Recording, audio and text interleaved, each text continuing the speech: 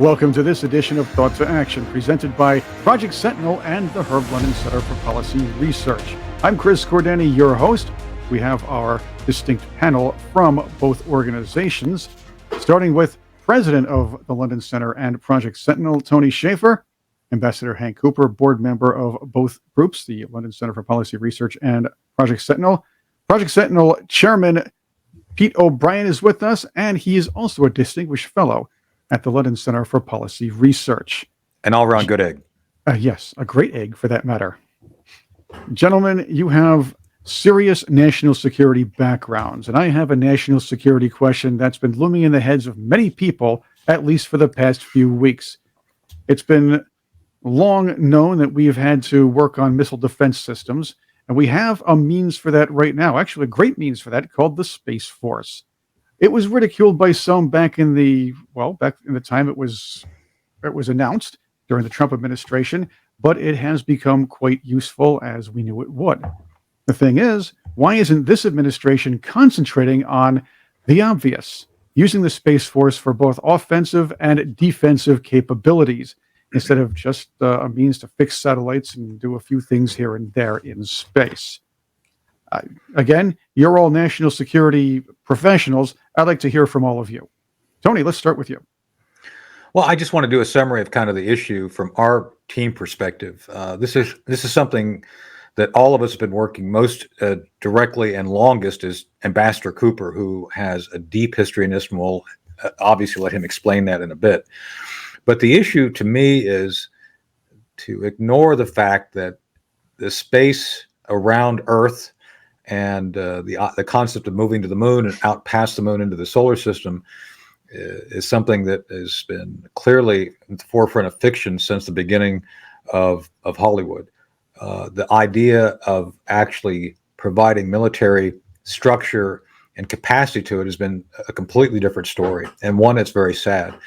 I think Ambassador Cooper can explain some of the politics behind that, but I just want to fast forward to what we tried during the Trump administration. So right before the Trump administration, Ambassador Cooper, Captain O'Brien, and I were on something called Team B.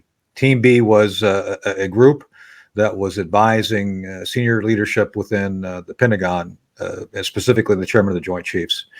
And as we worked through and examined specific threats that were actually identified during the Obama administration, one of the key areas is space, nuclear weapons, and the range of technologies which are interlaced within that. Everything from missile defense to electromagnetic pulse, space issues relating to coronal mass ejections, all of that, all of these things which are known challenges, if not threats, to include China, Russia, and other nations which have the ability to take out our low Earth satellites, which is a huge concern since everything we do now is dependent on GPS, which I think is a huge mistake.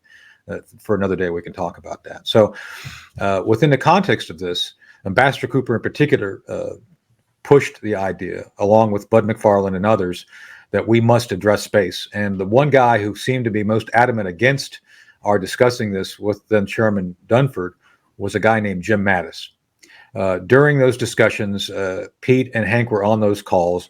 Jim Mattis, who eventually became Secretary of Defense, and I would argue while he was Secretary is one of the reasons we didn't get as far as we should have, opposed any concepts relating to much of what we're talking about today for whatever strange reason. And I don't think it's because he actually still writes with crayons, although that's only a rumor. I don't know that, so don't quote me on that.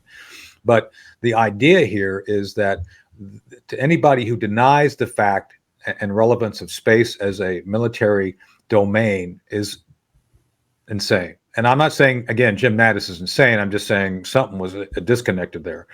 But we pushed hard, and eventually the Pentagon had to take notice. And I think one of the reasons we're going to find today that we're not as prepared as we should be for a lot of the issues regarding space, regarding even the creation of Space Force and its structure, has to do with a lot of folks at very senior levels who were skeptical to the point of being hostile against the ideas that we'll be talking about today. So, and this is just the most recent chapter in the history of why we're having a difficulty. And Space Force, I think, is a necessary capability. I think it's something that's long overdue.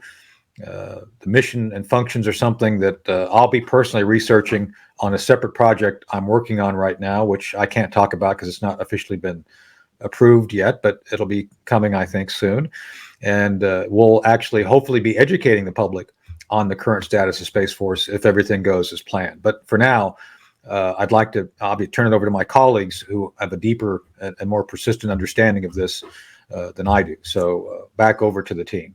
First off, I agree with what Tony said, and I'll also put a note here in front of my remarks is that Ambassador Cooper knows far more about this than virtually anybody left around in the national security community, inside or outside of government. But there is a strange falsity that underlies much of what is done or not done in space today, and that is that we don't want to weaponize space. We don't want to turn space into another theater of war, however you want to phrase that. And of course, the answer is too late. It's been part of the way nations, the major nations, the great powers, have done business for the last 60 years. With their communication satellites, just for starters, and all the other assets that are either in space or are using space, and the idea that somehow, we can't militarize space. That's a long past issue. And now the question is do we want to put weapons in space? And the answer, of course, is well, weapons already pass through space regularly, and if you're talking about electronic weapons. Arguably you could say they're already in space as well. Is an electronic surveillance system of some sort a weapon or a weapon system? And the answer is, geez, I think they are. We know the Chinese have all sorts of electronic systems. The Russians do as well. It's militarized, and I think we're engaged in some legal splitting of hairs that only is of only of relevance to us. It's not of relevance to anybody else. The Chinese and the Russians are certainly not going to be terribly concerned about cheating on the rules, as it were. They're going to put weapons in space if and when they find it necessary. This is not new. Missile defense has been talked about for decades, and I mean decades. Ambassador Cooper, you have a long history working with missile defense and how important it is. Who was putting more emphasis on it and who kind of tried to push the idea away? Let's talk about that.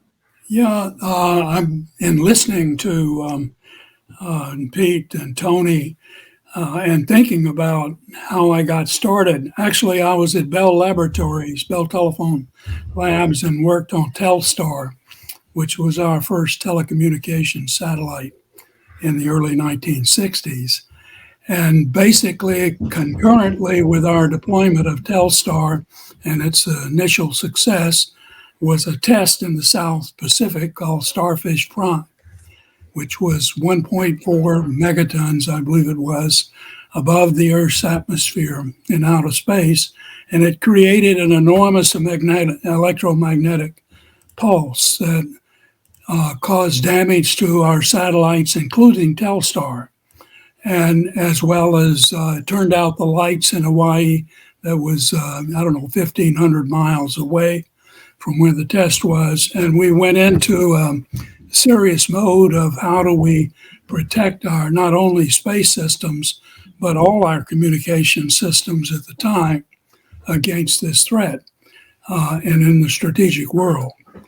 That was followed not too long after that by the ABM Treaty in 1972, which made it illegal, actually fundamentally illegal, to develop, test, or deploy systems in space that would have missile defense capability. And we were bound by that treaty. That's actually how I got interested in arms control, because I listened to Henry Kissinger's explanation.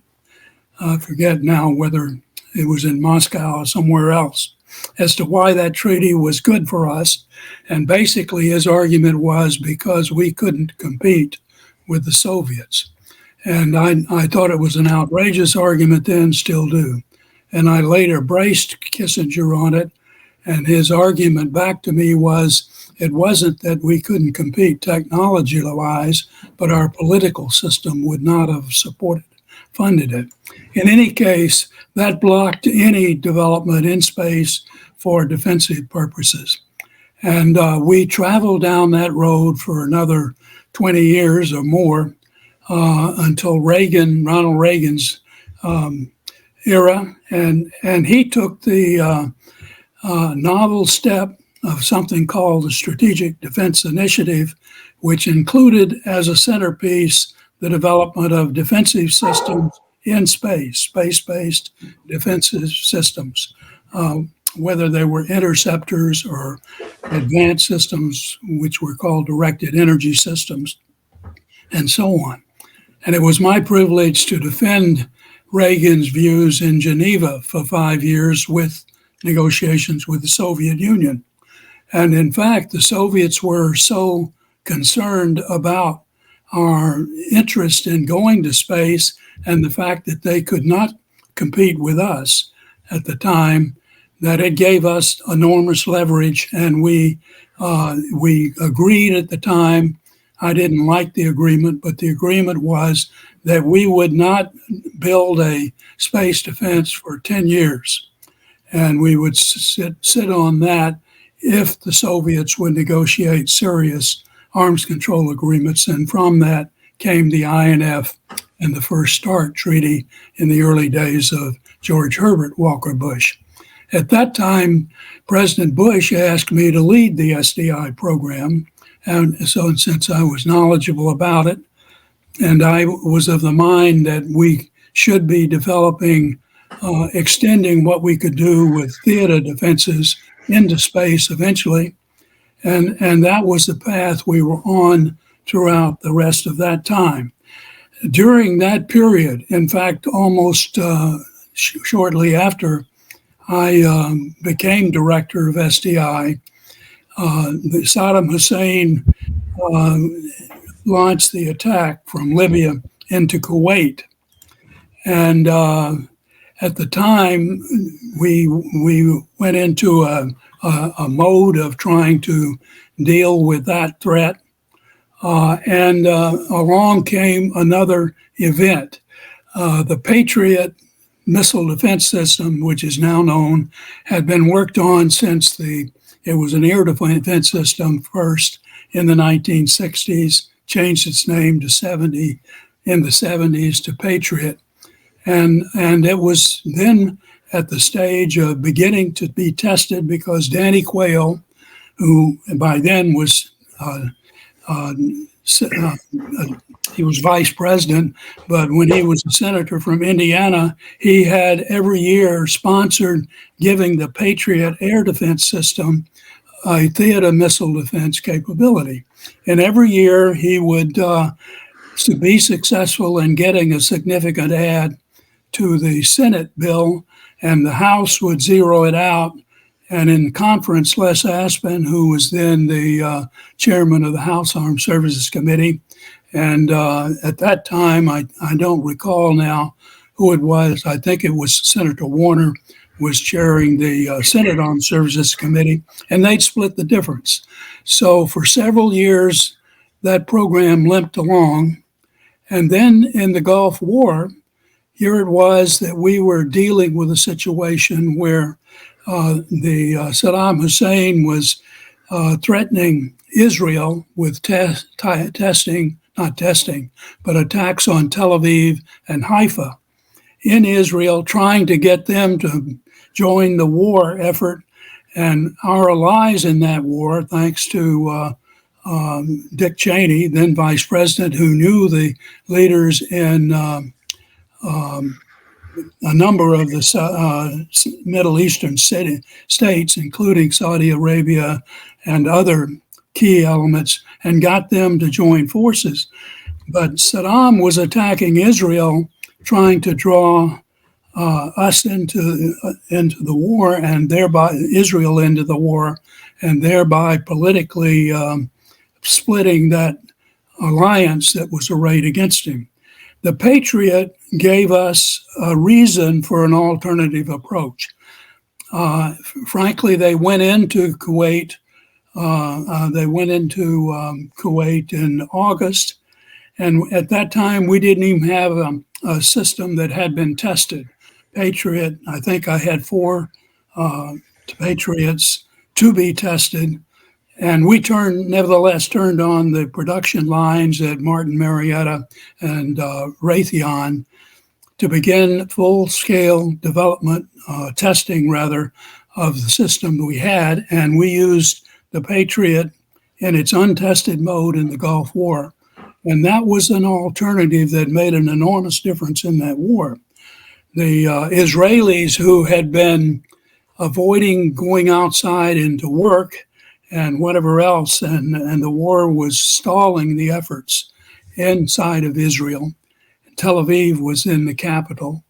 And they went back to work because there was an alternative when our troops with Patriots got there. Another sideline on this to show you how unprepared we were. The folks out in Colorado Springs called me and said, if you can get me, the chief scientist there did, if you can get me some support out here, I'll adapt our defense support system, which was our warning system for strategic systems, the geosynchronous satellite system, so that we can provide warning. At that time, we had no way of communicating the warning from NORAD, which could pick up these launches, to our troops inside of Israel.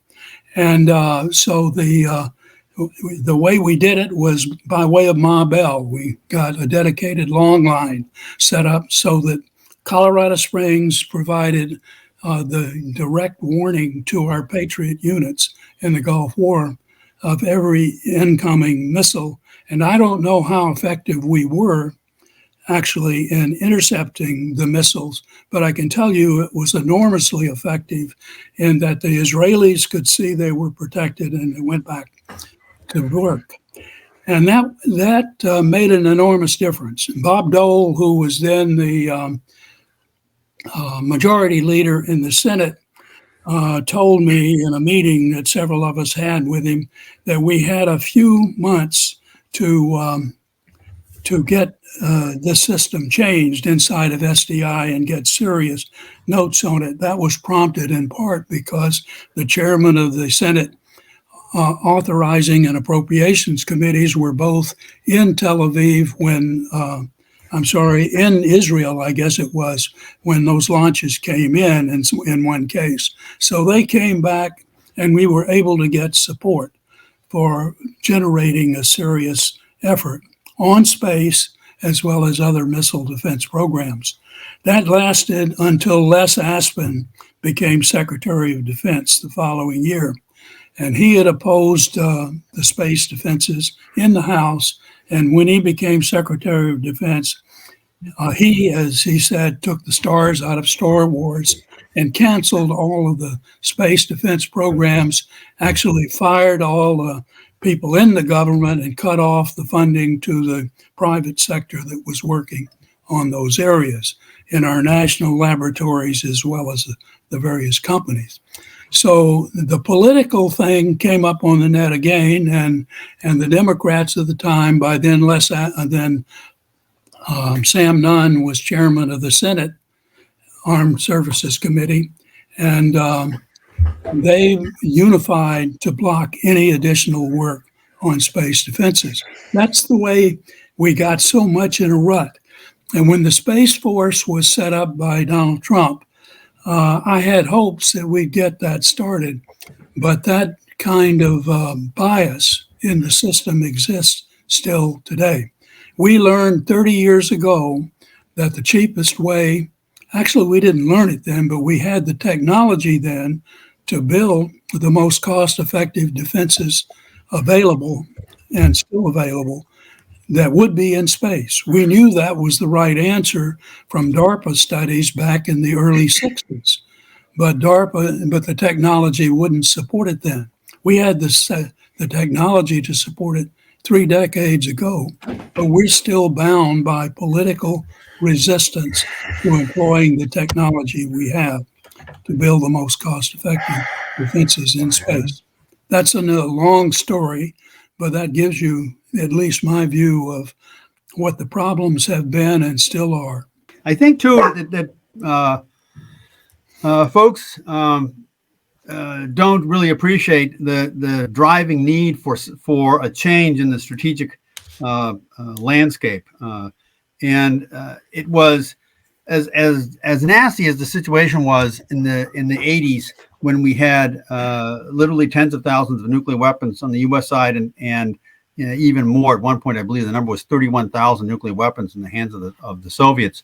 The problem was, if you will, straightforward when you just had two major nuclear powers, and the horrible but nevertheless effective strategy of mutual assured destruction worked.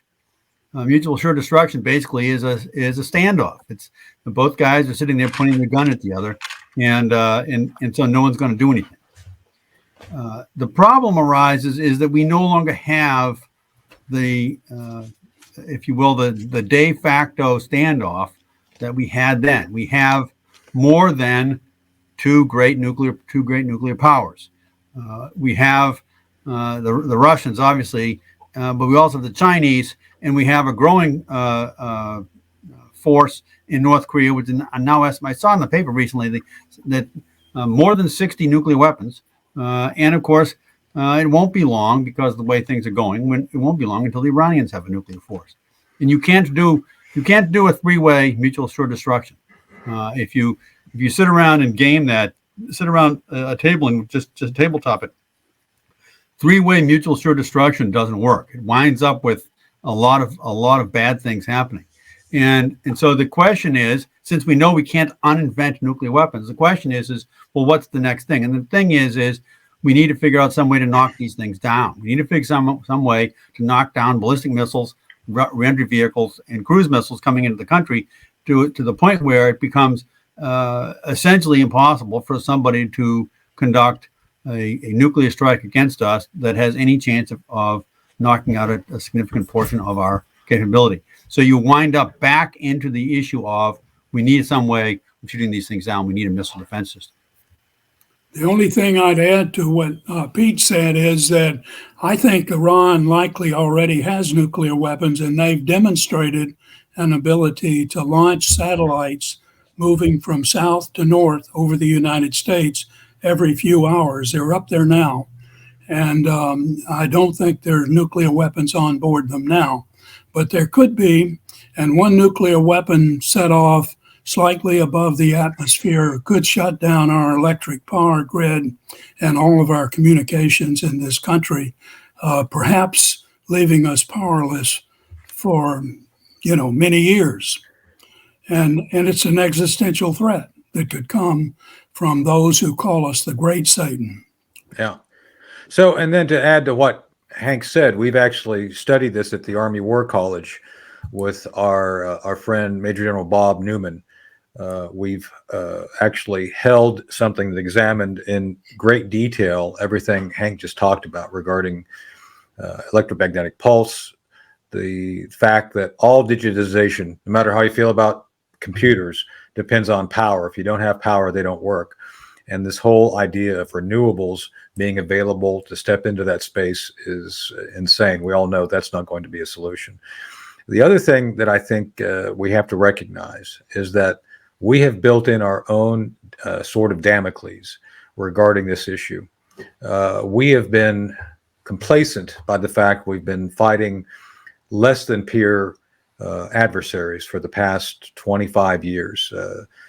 Other than Iraq, kinda, in 2003, we've done very little in the way of traditional military operations that force us to think about how we would defeat a near peer. And near peers understand everything we're talking about here. As Pete said, things are in orbit. They've already figured it out. The idea that we're somehow going to prevent space from being weaponized is beyond insane. As Ambassador Cooper said, there's been efforts within our own government to not admit or plan for the very set of issues we're talking about, which to me is, again, bordering on, it's beyond incompetence, because it's I think, criminal negligence by the fact that these things are not being funded and organized. And that comes to Space Force. Space Force, I think, is an idea way overdue, that has been being very badly led. I think there's so many things that need to be fixed rapidly. The first thing they have to fix is programmatics.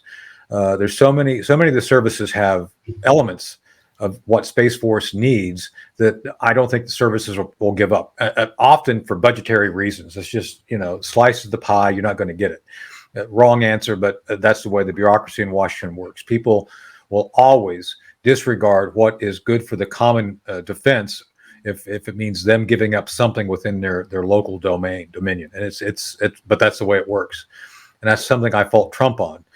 Trump never appointed folks who understood how to use the levers of government to achieve his policy objectives. And that's something, if he wins in 24, he cannot afford to repeat.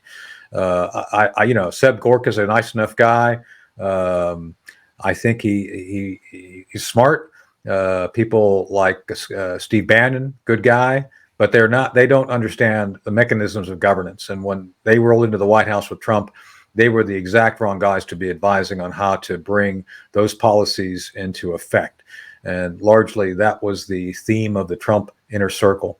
People who were selected either were sandbagging him from the Reince Priebus sect, Jim Mattis being one of them, or others who just didn't understand how to get things done. And we suffer for that now. Secondly, once you get the programmatics fixed, and only Congress can do that, by the way, and it's going to be bloody, you've got to start actually looking at the range of mission and functions we've been reviewing here. Mission and functions are critical to the success of the Space Force as a military capacity. There's certain things that Pete said we must accept as factual and valid as the planning guidance.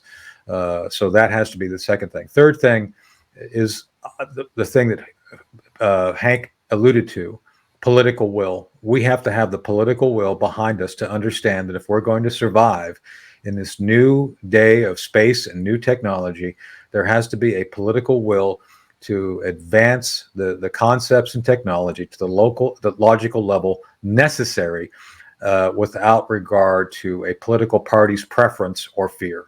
And I'm not a fearmonger. I'm not a neocon. I'm simply saying that we must objectively evaluate the environment for purposes of how do we dominate space.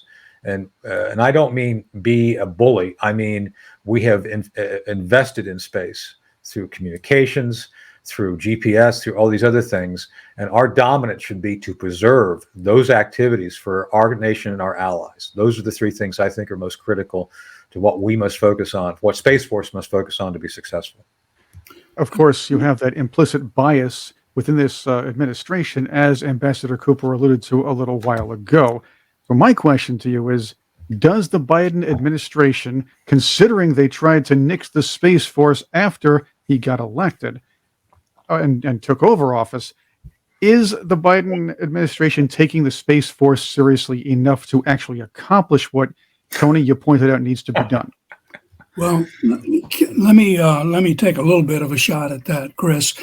I don't know whether they are or not. The problem is that the bureaucracy itself is not ready to do it. They're not prepared to do it.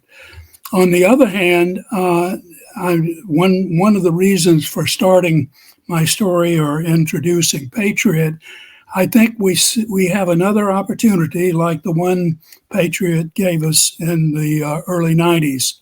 Of people recognizing the importance of defenses.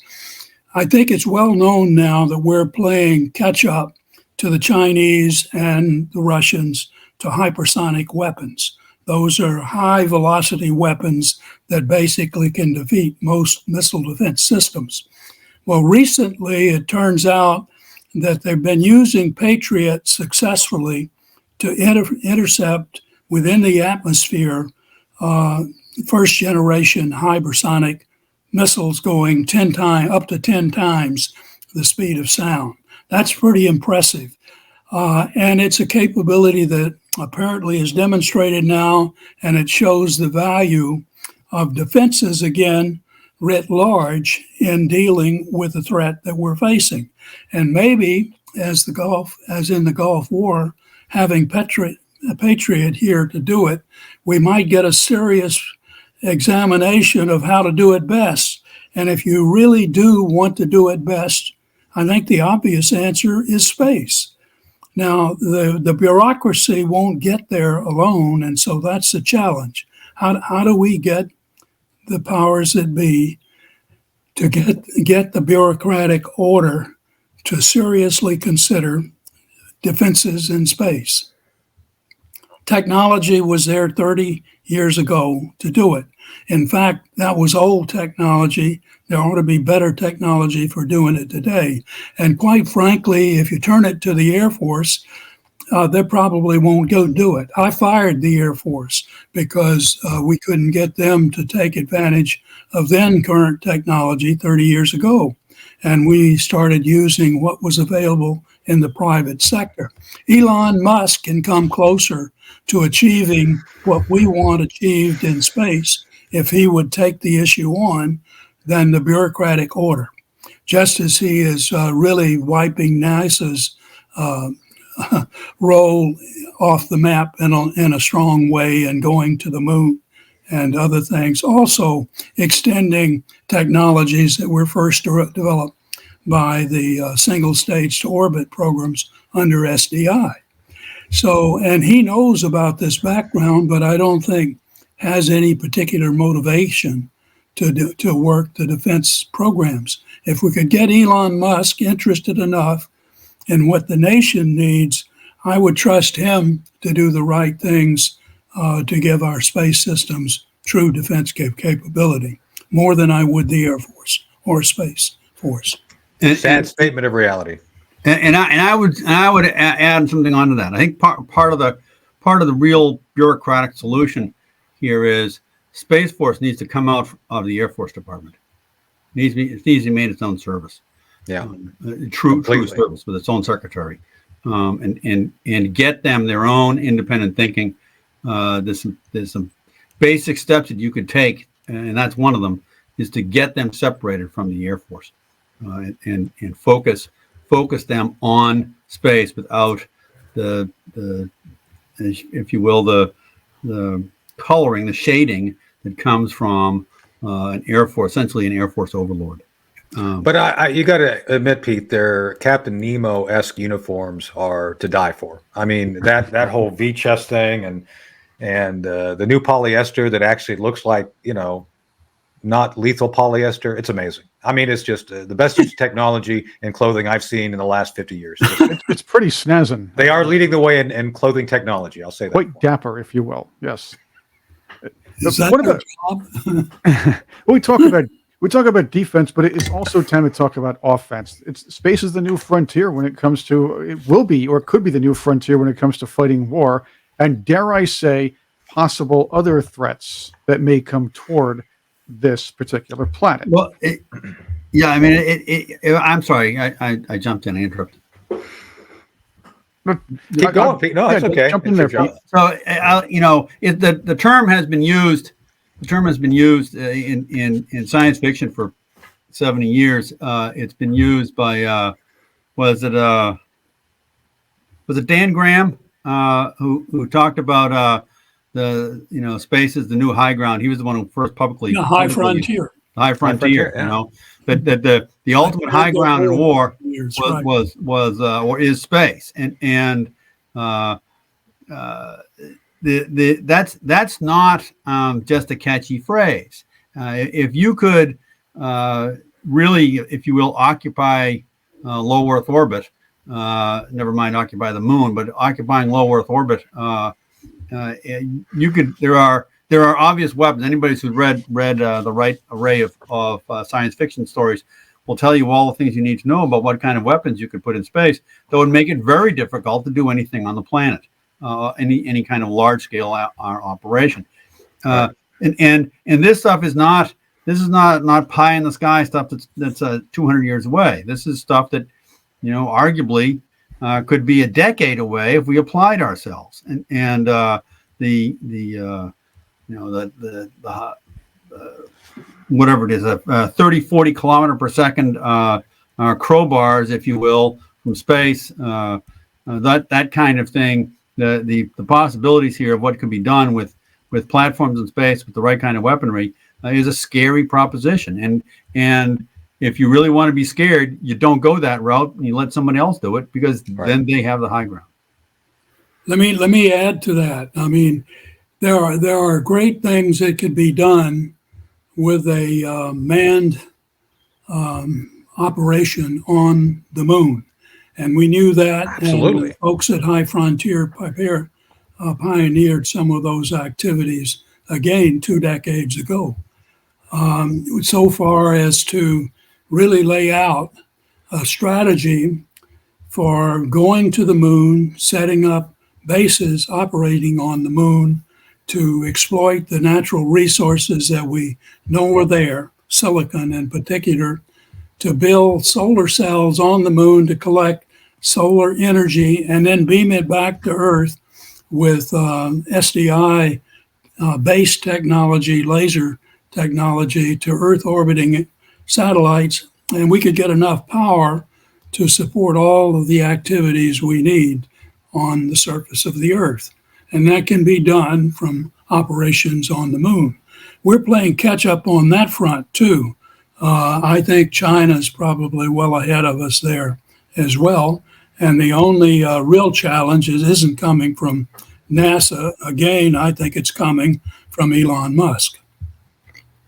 And so to add to that, the Army proposed, literally, Army put together plans for a moon base in the late 50s, early 60s. So this is not new. It's something that I think people who recognize what Hank said with great detail instinctively knew back in the 50s and 60s.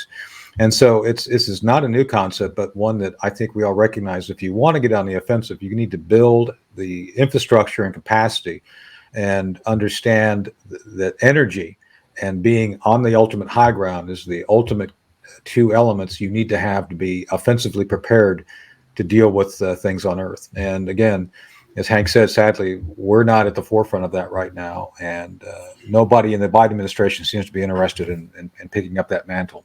Let me tell you how far we got in worrying that issue.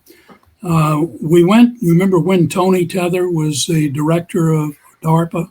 Oh, I remember that. Yeah, Hank, I do. Well, we went to see Tony about this idea. Actually, Mike Griffin, who was NASA administrator at the time, said if we could get the private sector to support setting up the operations on the moon and doing the work, he would become an advocate for the transportation costs out of NASA. And Mike, by the way, became the overall R&D director during the Trump years, tried to get some of these things started, just to echo what you said, Tony, and was unsuccessful, even from, that high-ranking post in the Pentagon, of getting people to really address what could be done in space. But when we went through that exercise back then, Tony said we could accomplish all we needed with satellite operations around the Earth. Well, I think Tony was wrong, but nevertheless, that stalled an effort that we had going at the time. And unfortunately, the key people were lost. And now I think that probably we had international conferences that included the Russians and the Chinese. This was in the, whenever it was, in the 90s. When was Mike director of NASA? Like 96, 97, something like that time frame. In any case, anyway, that opportunity was lost.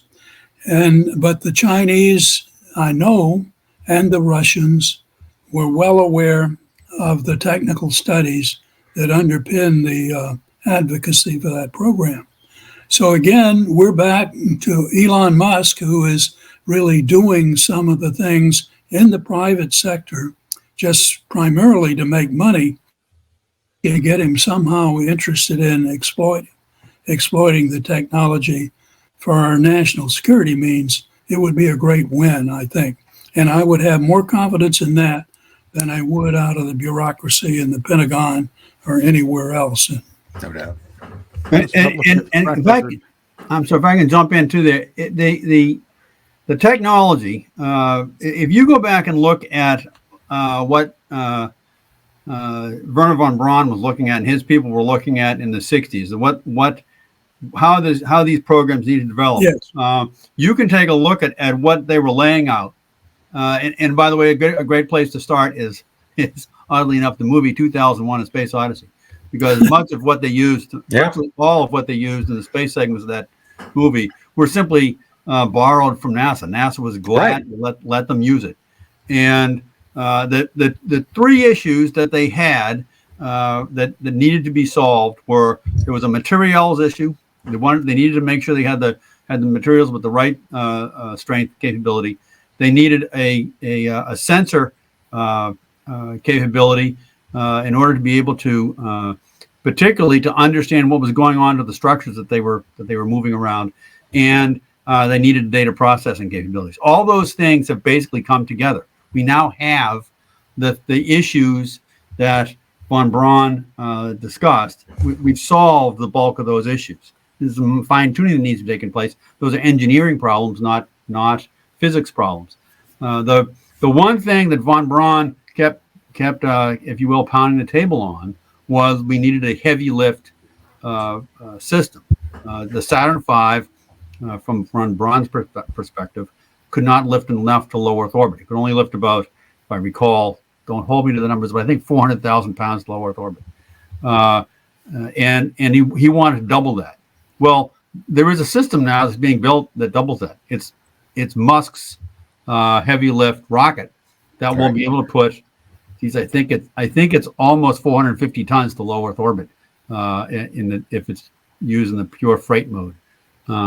That's the kind of scale that we need to look at, and it's an issue of scale. It's an issue of doing enough of this that you're getting an economic payback, so that someone like a Musk will want to do it. And it points to putting a bunch of stuff in low Earth orbit, and then moving to the moon, moving to the L4 and L5 orbit positions, and moving into space. It needs to be addressed aggressively. This is conquering the new world. This is not sending one boat out to the new world once a year. This is about sending lots of people to the new world, conquering the new world. That's the scale. That's the way it's going to be looked at. I want to thank all of you for joining us here for this particular discussion about the Space Force. We're going to be discussing this and other national security issues in the future, as we always do with Project Sentinel. You can find us on our website, projectsentinel.net. You can find the London Center for Policy Research on that website too. That's londoncenter.org. We'll be putting out more of these discussions as the months go on. You can find all of what we have here on the Project Sentinel YouTube page and our Rumble page. Very easy to find. So find us on social media as well. We're on Facebook, we're on LinkedIn, Twitter, Instagram, and yes, you can hear these podcasts wherever you get your audio podcasts. Again, I'm Chris Cordeni. Thank you very much for being with us. For Ambassador Cooper, for Captain O'Brien, and for Lieutenant Colonel Shaffer, thank you very much, and stay informed. And live long and prosper. Yeah. I like that.